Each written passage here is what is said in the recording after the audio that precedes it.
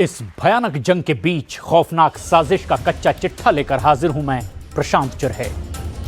लगता है पुतिन ने अब पूरी तरह से मन बना लिया है कि वो यूक्रेन के डॉनबास पर बारूदी हमले करके पूरी तरह से कब्जा करेंगे। खुद ज़ेलेंस्की ने इस बात की चेतावनी दी है कि रूस साल 2026 में यूक्रेन पर भीषण हमले की तैयारी कर रहा है। और खबर तो यहां तक है कि पुतिन अब परमाणु बम की तरह हमला करने वाली हाइपरसोनिक बैलिस्टिक मिसाइल ओरेशनिक से यूक्रेन पर जबरदस्त हमला करने जा रहे हैं।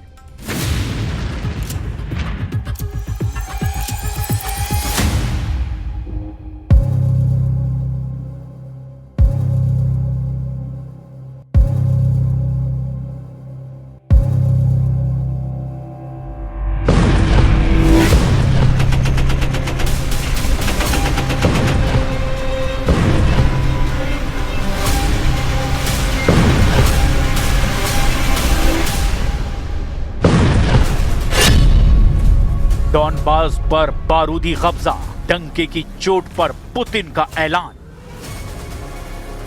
रूस यूक्रेन जंग को लगभग 1400 दिन होने जा रहे हैं। अभी तक पेरिस, लंदन और बर्लिन में हुई ज़ेलेंस्की की तमाम युद्ध मीटिंग के बाद भी ना तो यूक्रेनी सेना यूरोप और नेटो के हथियारों के बलबूते पर रूस को खदेड़ पाया और ना ही रूस के कब्जे में गई जमीन को यूक्रेन वापस हासिल कर पाया। अब खबर यह है कि रूस ने अमेरिका को दो टूक कह दिया है कि अगर यूक्रेन जल्द ही युद्ध विराम करने पर तैयार नहीं होता है तो रूस जबरदस्त हमले करके यूक्रेन को तबाह कर डालेगा और यूक्रेन के डॉनबास पर पूरी तरह से कब्जा कर लेगा। लगभग 4 साल से चल रही इस भीषण जंग में हालात इस कदर संगीन हो गए हैं कि राष्ट्रपति पुतिन की सीधी धमकी के बीच यूरोपीय देशों ने भी बड़ी जंगी तैयारियां शुरू कर दी है।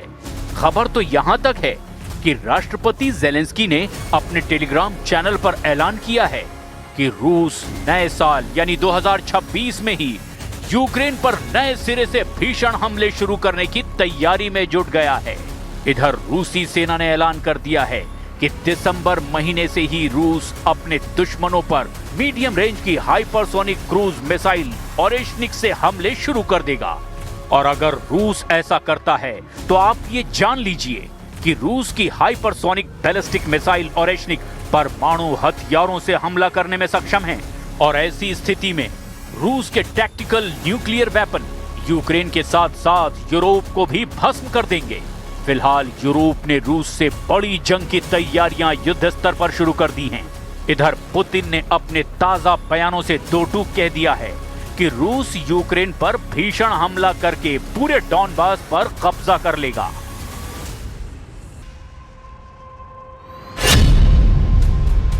ज़ेलेंस्की की नेटो को चेतावनी, 2026 में रूस का बड़ा हमला। क्या साल 2026 में भी यूक्रेन पर रूस के तूफानी हमले होते रहेंगे? ये दावा खुद ज़ेलेंस्की ऐसे वक्त में कर रहे हैं जब अमेरिका रूस यूक्रेन जंग को रुकवाने के लिए एड़ी चोटी का जोर लगा रहा है। खबर तो यहां तक है कि यूरोप और नेटो के देश भी मिलकर रूस से पूरी ताकत से युद्ध करने का मन बना चुके हैं।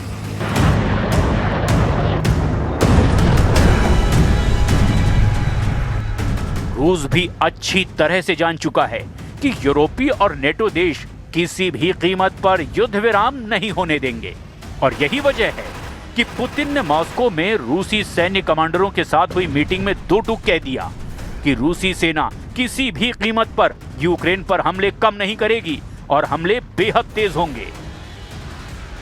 पुतिन जो बयान यूक्रेन पर भीषण हमलों को लेकर दे रहे हैं वो हैरान करने वाले हैं। रूस के राष्ट्रपति व्लादिमीर पुतिन ने यूक्रेन युद्ध को लेकर बड़ा और कड़ा बयान दिया।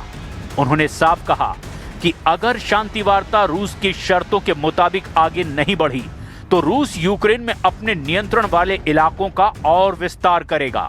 पुतिन ने ये चेतावनी वरिष्ठ सैन्य कमांडरों की वार्षिक बैठक में दी है। उन्हें संकेत दिया कि कूटनीति विफल हुई तो रूस सैन्य ताकत के दम पर अपने लक्ष्य हासिल करेगा। रूस अपनी ऐतिहासिक भूमि को सैन्य संसाधनों के जरिए मुक्त करने के लिए तैयार है। पुतिन पूर्वी यूक्रेन के डॉनबास को लेकर के बयान दे रहे थे। पूर्वी यूक्रेन का डॉनबास 53,200 वर्ग किलोमीटर का इलाका है, जिसका 75% हिस्सा रूस के कब्जे में आ चुका है।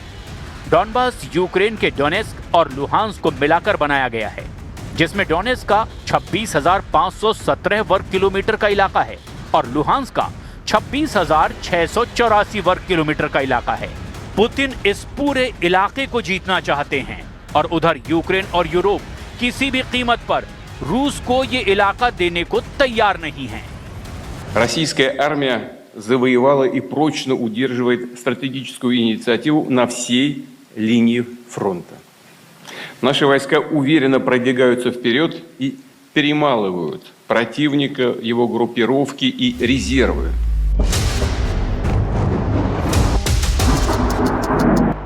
रूसी सेना का दावा है कि वो पूरे फ्रंट लाइन पर रणनीतिक बढ़त बनाए हुए है। पुतिन ने रूसी सैनिकों को युद्ध में तपे हुए बताते हुए कहा कि उनकी लड़ाकू क्षमता का कोई मुकाबला नहीं है। दूसरी ओर यूक्रेन और उसके पश्चिमी सहयोगियों ने इन दावों को खारिज करते हुए रूस पर संप्रभुता उल्लंघन का आरोप दोहरा दिया है। दिसंबर में ओरेशनिक से हमले, खौफ में यूरोप यूक्रेन। इधर पुतिन ने रूस की बढ़ती सैन्य ताकत और परमाणु क्षमता का भी डंके की चोट पर ऐलान कर दिया है। परमाणु क्षमता से लैस ओरेशनिक बैलिस्टिक मिसाइल को दिसंबर महीने में औपचारिक रूप से सेवा में शामिल किया जाएगा। पुतिन ने दावा किया कि नवंबर 2024 में इस मिसाइल के पारंपरिक संस्करण का इस्तेमाल यूक्रेन के एक कारखाने पर हमले में किया गया था, जिसे रोका नहीं जा सका। रूस की hypersonic Oreshnik ballistic missile Europe और यूक्रेन का काल साबित हो सकती है। ओरेशनिक एक hypersonic intermediate range ballistic missile यानी IRBM है। ओरेशनिक परमाणु और पारंपरिक दोनों प्रकार के हथियार ले जाने में सक्षम है। इसकी गति मैक 10 यानी ध्वनि की गति से 10 गुना तेज है। इसकी मारक क्षमता लगभग 5,500 से लेकर 6,000 किलोमीटर तक आंकी गई है। एक ही मिसाइल अलग अलग लक्ष्यों पर एक साथ कई वॉरहेड गिरा सकती है। अपनी अत्यधिक गति और उड़ान के दौरान दिशा बदलने की क्षमता के कारण इसे वर्तमान में अधिकांश एयर डिफेंस सिस्टम के द्वारा रोकना लगभग असंभव माना जाता है। रूस ने पहली बार इस मिसाइल का उपयोग 21 दिसंबर 2024 को यूक्रेन के डोनिप्रो शहर के खिलाफ एक हमले में किया था। अब यही मिसाइल बड़े पैमाने पर यूक्रेन से लेकर यूरोप तक दिसंबर 2025 से ही तबाही मचाना शुरू कर देगी। Состав военно-морского флота пополнили новые подводные лодки, включая стратегический ракетоносец «Князь Пожарский», а также 19 надводных кораблей и судов. Прошли успешные испытания стратегической крылатой ракеты неограниченной дальности «Буревестник» и безэкипажного подводного аппарата «Посейдон». 100% डॉनबास जीतेंगे पुतिन। 90 दिन से तूफानी हमले।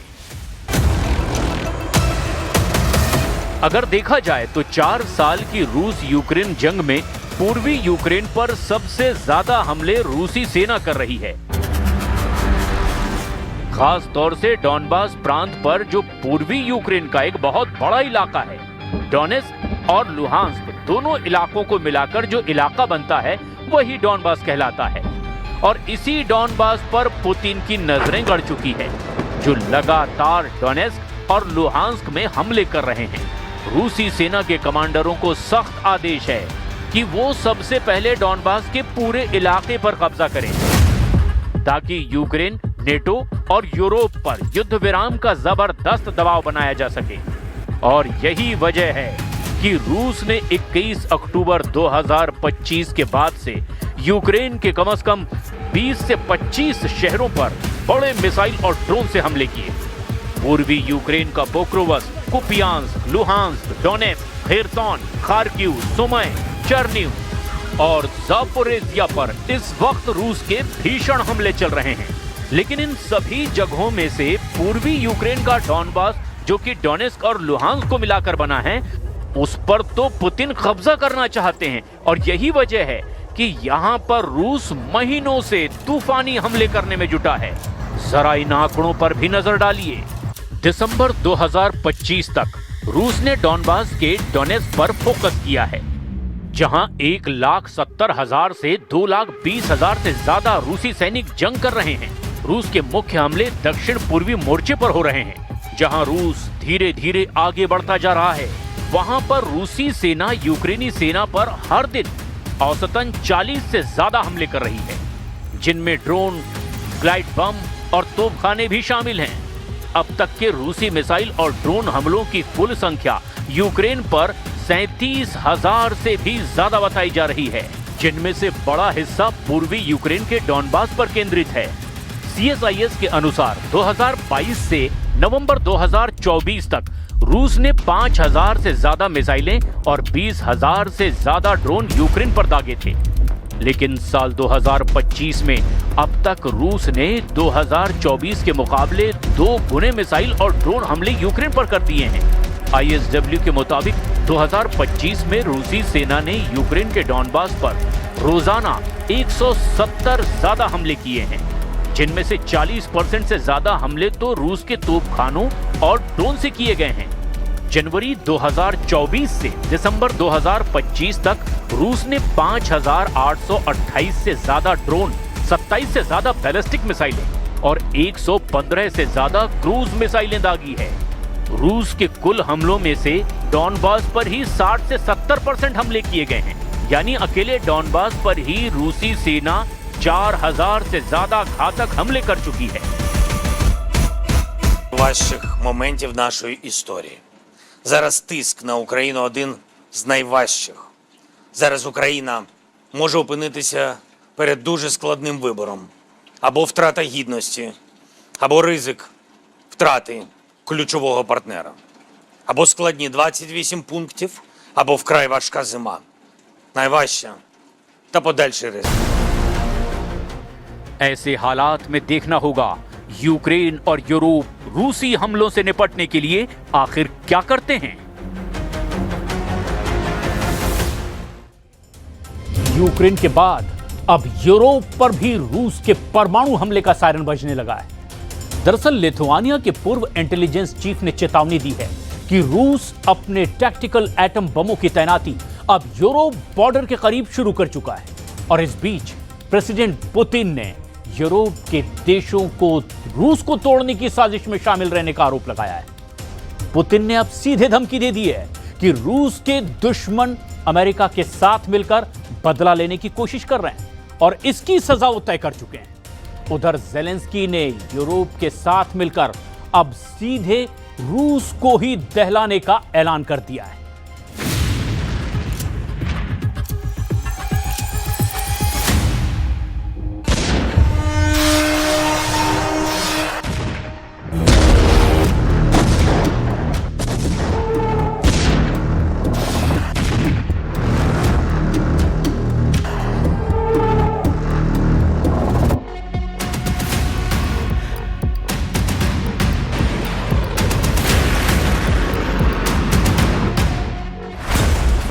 ज़ेलेंस्की पर लुटाएगा करोड़ों डॉलर।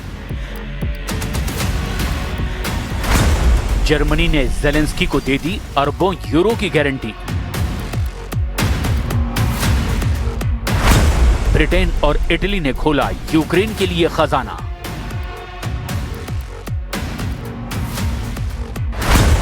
रूस की दौलत से युद्ध जीतेंगे Zelensky.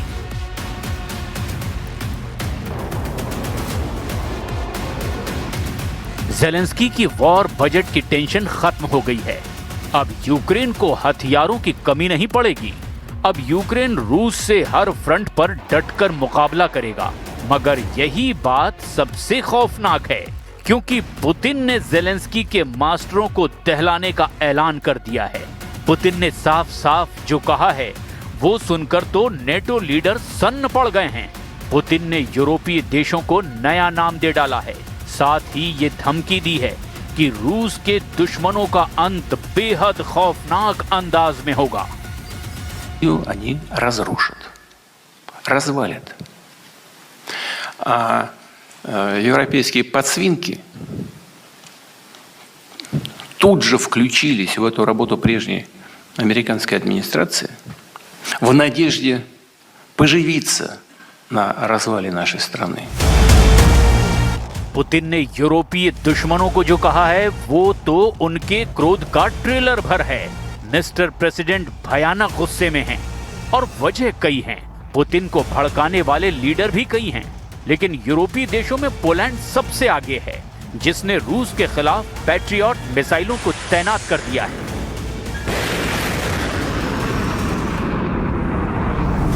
Poland integrated battle command system के साथ इंटीग्रेटेड पैट्रियट एयर और मिसाइल डिफेंस सिस्टम को यूक्रेन बॉर्डर पर तैनात कर चुका है। पोलैंड का पैट्रियट सिस्टम नेटो फोर्सेस की तरफ से पुतिन के लिए नया चैलेंज माना जा रहा है। पोलैंड ने मार्च 2025 में ही अमेरिका से पैट्रियट के लिए लॉजिस्टिकल सपोर्ट, टेक्निकल सपोर्ट और ट्रेनिंग के लिए $2 बिलियन का समझौता किया था। अमेरिका ने जैसे ही पोलैंड की डिमांड पूरी की, यूक्रेन बॉर्डर पर पैट्रियट लॉन्चर तान दिया गया। पैट्रियट की तैनाती के बाद पोलैंड के रक्षा मंत्री ने पुतिन को वार्निंग दे डाली। Dzisiaj kolejna faza i wielka inwestycja w bezpieczeństwo Polski, bo obrona naszego nieba to nie jest tylko i wyłącznie sprawa honoru, choć to jest bardzo ważne dla nas, ale to jest sprawa egzystencjalnego bezpieczeństwa państwa polskiego. Wydatki na obronę powietrzną są największe. Poland ने America के हथियारों से Putin से टकराने की तैयारियां शुरू कर दी है। पोलैंड नेटो के डिफेंस बजट में बम्पर बढ़ोतरी का ऐलान कर चुका है। उधर फ्रांस, जर्मनी, ब्रिटेन और इटली के भड़काने पर जेलेंस्की ने रूस पर अब नए सिरे से हमला शुरू कर दिया है। जेलेंस्की ने पुतिन पर नया आरोप लगाकर हड़कंप मचा दिया है। Настрій Росії бачити і реагувати на нього. А коли у них саме такий настрій, то й дипломатію вони будуть підривати, намагаючись різними дипломатичними формулюваннями, тиском по тому чи іншому пункту в документах. एक तरफ जब पुतिन युद्ध समझौते के लिए तैयार हैं, तब उन पर 2026 में युद्ध लड़ने की तैयारी के आरोप लगा दिए गए हैं। जेलेंस्की ने बर्लिन मीटिंग के बाद रूस पर फिर से निशाना साधा। जेलेंस्की ने कहा कि अमेरिका दावा करता है कि रूस युद्ध रोकना चाहता है, लेकिन जो संकेत मिल रहे हैं वो बिल्कुल अलग हैं। रूस की मानसिकता को समझकर उसके हिसाब से कार्रवाई की जानी चाहिए। रूस कूटनीति को अहमियत नहीं देता और वो बस यूक्रेन और यूक्रेन के लोगों को तबाह करना चाहता है। जेलेंस्की ने रूस पर नया हमला उसके फ्रीज खजाने को हासिल करने के मकसद से शुरू किया है। जेलेंस्की ने मांग की है कि रूस के फ्रीज हुए फंड यूक्रेन को दिए जाएं, जिससे वो अमेरिका से हथियार खरीदने का बजट बढ़ा सके। यूरोपीय यूनियन और नेटो देशों ने यूक्रेन को पिछले साल से ही वायदा किया था कि उन्हें युद्ध बजट की टेंशन नहीं होने दी जाएगी। हालांकि दिसंबर 2025 आते आते यूक्रेन की हालत बहुत ज्यादा खराब हो चुकी है। जेलेंस्की बार बार वॉर बजट का दुखड़ा रोने लगे हैं, क्योंकि जेलेंस्की जानते हैं कि पुतिन का $300 अरब का खजाना फ्रीज करके रखा गया है। रूस के केंद्रीय बैंक और सरकारी रिजर्व का करीब $300 अरब फ्रीज कर दिया गया है। यूरोपियन यूनियन ने लगभग 210 अरब यूरो पर अपना ताला जड़ रखा है। जापान, कनाडा, ऑस्ट्रेलिया और स्विट्जरलैंड जैसे G7 देशों के कंट्रोल में अब रूस का अरबों डॉलर है। यूक्रेन को अब तक पुतिन के खजाने के ब्याज से मदद पहुंचाई जा रही थी, जबकि जेलेंस्की अब पूरी रकम मांग रहे हैं। जेलेंस्की की मांग का समर्थन यूरोपियन कमीशन की president Ursula von der Leyen ने भी किया है। पोलैंड के पीएम डोनाल्ड टस्क ने यहां तक कह दिया कि अगर आज यूक्रेन की पैसों से मदद नहीं की गई तो कल यूरोप में खून बहना तय है। Either money today or blood tomorrow. And I am not talking about Ukraine only, I am talking about Europe. And this is our decision to make, and only ours. I think all European leaders have to finally rise to this occasion. And this is all what I can say today. Europe के देश जहां Putin को घेरने के full proof plan पर आगे बढ़ते जा रहे हैं, वहीं नेटो देश तुर्की ने रूस को झटका दे दिया है। तुर्की ने रूस से खरीदे गए S-400 एयर डिफेंस सिस्टम को वापस करने की कोशिशें शुरू कर दी है। रूस के डिफेंस सिस्टम को लौटा करके एर्दोआन ट्रंप से F-35 जंगी जेट की डील फाइनल करना चाहते हैं। तुर्की का ये फैसला जहां उसे फिर से नेटो का मजबूत और भरोसेमंद मेंबर बनाएगा, तो वहीं रूस के लिए सबसे बड़ा थ्रेट बनेगा, क्योंकि रूस से S-400 सिस्टम खरीदने से पहले तुर्की अमेरिकी F-35 प्रोग्राम में शामिल था। तुर्की की कई कंपनियां F-35 के फ्यूजलेज, लैंडिंग गियर और दूसरे कलपुर्जे बना रही थी। अमेरिका के स्टेल्थ जेट की ट्रेनिंग लेने तुर्की के पायलट एरिजोन के ल्यूक एयरपोर्ट बेस पर तैनात थे, लेकिन जैसे ही तुर्की ने रूस से S-400 की डिलीवरी ली, अमेरिका ने एर्दोआन को F-35 प्रोग्राम से बाहर कर दिया। 10 साल बाद अब फिर से एर्दोआन ने ट्रंप से F-35 डील लगभग फाइनल कर ली है। ट्रंप के कहने पर ही एर्दोआन पुतिन को S-400 लौटाने को तैयार हुए हैं। जाहिर है कि नेटो में तुर्की का ये धमाकेदार कमबैक होगा। वहीं रूस की टेंशन भी बढ़नी तय है, क्योंकि रूस की अगली टक्कर सीधे सीधे नेटो से मानी जा रही है। तुर्की की सेना बहुत बड़ी है। तुर्की के फाइटर ड्रोन दुनिया में सबसे घातक माने जाते हैं।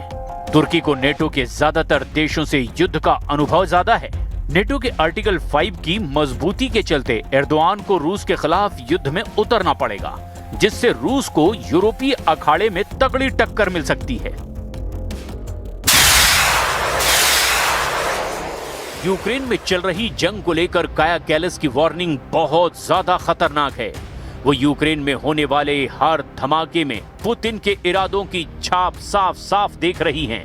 यही वजह है कि काया कैलस ने बताया कि पुतिन के टारगेट पर यूरोप के कई देश हैं, जिन्हें वो यूक्रेन के साथ निगल लेना चाहते हैं। पुतिन के टारगेट पर इस वक्त यूरोप के 4 बड़े देश हैं, जो लगातार जेलेंस्की की मदद कर रहे हैं। इनमें पोलैंड है, इनमें जर्मनी है, इनमें फ्रांस है और इनमें ब्रिटेन भी है। What we have to keep in mind is that why countries want to be in NATO is because they don't want Russia to invade them, to attack them, and that's why Sweden and Finland joined NATO. That's why the Baltic states joined NATO to have this defense umbrella. Germany के विदेश मंत्री ने 25 नवंबर को दावा किया था कि रूस अगले 4 साल में किसी नेटो देश पर हमला कर सकता है, लेकिन पुतिन के इरादे देखकर लगता है कि रूस शायद इतना लंबा इंतजार ना करे।